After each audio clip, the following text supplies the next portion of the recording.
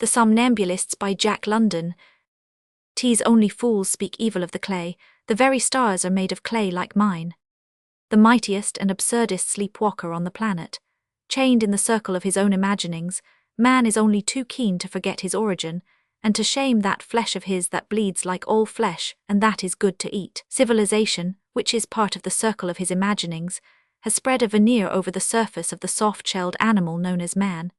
It is a very thin veneer, but so wonderfully is man constituted that he squirms on his bit of achievement, and believes he is garbed in armor plate. Yet man today is the same man that drank from his enemy's skull in the dark German forests, that sacked cities, and stole his women from neighboring clans like any howling aborigine. The flesh and blood body of man has not changed in the last several thousand years, nor has his mind changed. There is no faculty of the mind of man today that did not exist in the minds of the men of long ago. Man has today no concept that is too wide and deep and abstract for the mind of Plato or Aristotle to grasp. Give to Plato or Aristotle the same fund of knowledge that man today has access to, and Plato and Aristotle would reason as profoundly as the man of today, and would achieve very similar conclusions.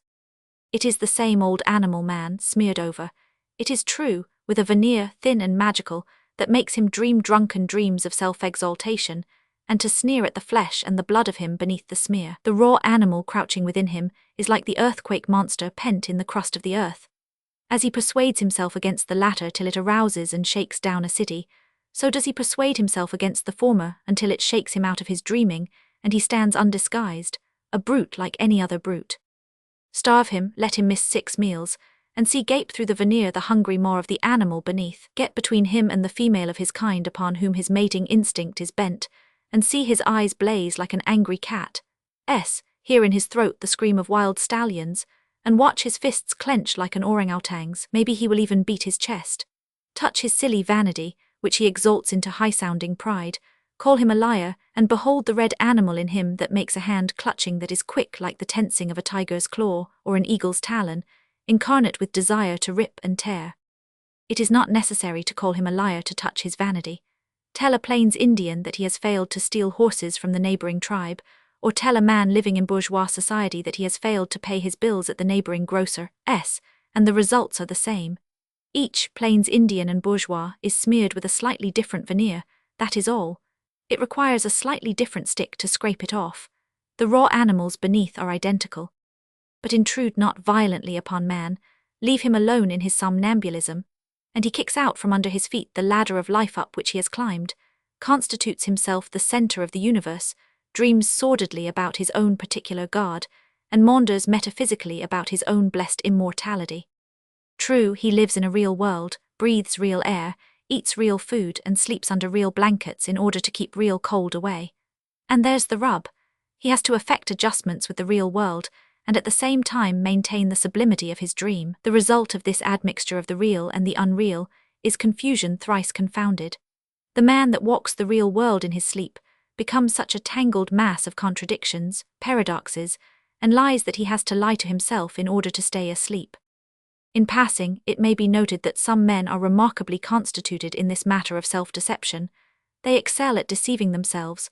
They believe and they help others to believe. It becomes their function in society, and some of them are paid large salaries for helping their fellow men to believe, for instance that they are not as other animals, for helping the king to believe and his parasites and drudges as well that he is God's own manager over so many square miles of earth crust, for helping the merchant and banking classes to believe that society rests on their shoulders, and that civilization would go to smash if they got out from under and ceased from their exploitations and petty pilferings. Prize fighting is terrible. This is the dictum of the man who walks in his sleep. He prates about it and writes to the papers about it and worries the legislators about it. There is nothing of the brute about him. He is a sublimated soul that treads the heights and breathes refined ether, in self-comparison with the prize fighter. The man who walks in his sleep ignores the flesh and all its wonderful play of muscle, joint, and nerve. He feels that there is something godlike in the mysterious deeps of his being, denies his relationship with the brute, and proceeds to go forth into the world and express by deeds that something godlike within him. He sits at a desk and chases dollars through the weeks and months and years of his life. To him, the life godlike resolves into a problem something like this: since the great mass of men toil at producing wealth, How best can he get between the great mass of men and the wealth they produce and get a slice for himself? With tremendous exercise of craft, deceit, and guile, he devotes his life godlike to this purpose. As he succeeds, his somnambulism grows profound. He bribes legislatures, buys judges, controls primaries, and then goes and hires other men to tell him that it is all glorious and right. And the funniest thing about it is that this arch-deceiver believes all that they tell him. He reads only the newspapers and magazines that tell him what he wants to be told, listens only to the biologists who tell him that he is the finest product of the struggle for existence, and herds only with his own kind, where, like the monkey folk, they teeter up and down and tell one another how great they are. In the course of his life godlike, he ignores the flesh until he gets to table. He raises his hands in horror at the thought of the brutish prize fighter, and then sits down and gorges himself on roast beef, rare and red, running blood under every sawing thrust of the implement called a knife. He has a piece of cloth which he calls a napkin, with which he wipes from his lips, and from the hair on his lips, the greasy juices of the meat. He is fastidiously nauseated at the thought of two prize fighters bruising each other with their fists, and at the same time, because it will cost him some money, he will refuse to protect the machines in his factory, though he is aware that the lack of such protection every year mangles, batters, and destroys out of all humanness thousands of working men, women, and children. He will chatter about things refined and spiritual and godlike like himself, and he and the men who herd with him will calmly adulterate the commodities they put upon the market, and which annually kill tens of thousands of babies and young children. He will recoil at the suggestion of the horrid spectacle of two men confronting each other with gloved hands in the roped arena, and at the same time he will clamour for larger armies and larger navies, for more destructive war machines, which with a single discharge will disrupt and rip to pieces more human beings than have died in the whole history of prize fighting. He will bribe a city council for a franchise or a state legislature for a commercial privilege, but he has never been known, in all his sleepwalking history, to bribe any legislative body in order to achieve any moral end, such as, for instance, abolition of prize fighting, child labour laws, pure food bills, or old age pensions. Ah, but we do not stand for the commercial life, object the refined, scholarly, and professional men. They are also sleepwalkers. They do not stand for the commercial life, but neither do they stand against it with all their strength. They submit to it, to the brutality and carnage of it. They develop classical economists who announce that the only possible way for men and women to get food and shelter is by the existing method. They produce university professors, men who claim the role of teachers, and who at the same time claim that the austere ideal of learning is passionless pursuit of passionless intelligence. They serve the men who lead the commercial life, give to their sons somnambulistic educations, preach that sleepwalking is the only way to walk, and that the persons who walk otherwise are atavisms or anarchists.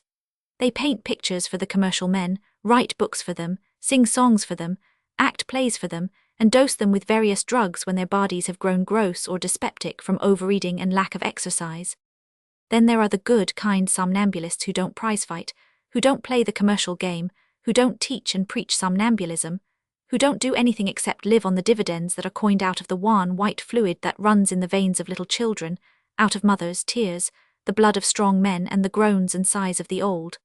The receiver is as bad as the thief, aye, and the thief is finer than the receiver.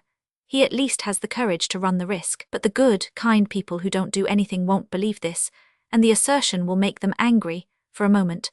They possess several magic phrases, which are like the incantations of a voodoo doctor driving devils away. The phrases that the good, kind people repeat to themselves and to one another sound like abstinence, temperance, thrift, virtue.